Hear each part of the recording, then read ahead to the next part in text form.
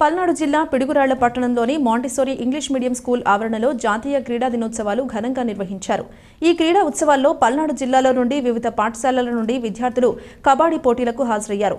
11 పాఠశాలల నుండి 11 బ్యాచ్లు పాల్గొనగా అందులో మొదటి బహుమతి స్కాలర్స్ విద్యా సంస్థల విద్యార్థులు మరియు రెండవ బహుమతి Montessori school English medium Piduguralla, మూడవ బహుమతి సింధు స్కూల్ నరసరావుపేట వారు గెలుచుకున్నారు. ఈ కార్యక్రమానికి ముఖ్య అతిథిగా పిడుగురాళ్ల పట్టణంలోని స్నేహ పిల్లల హాస్పిటల్ ప్రముఖ వైద్యులు డాక్టర్ గుర్రం కృష్ణ హాజరై విద్యార్థులకు బహుమతులు అందజేశారు.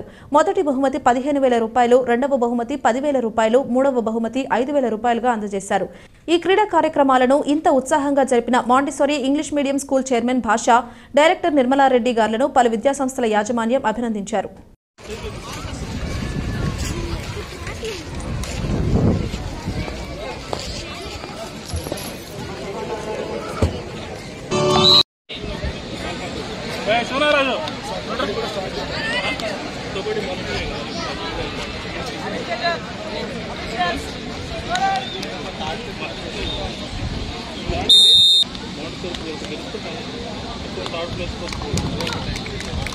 ఎవరో తెలియదు కదా, వాడేది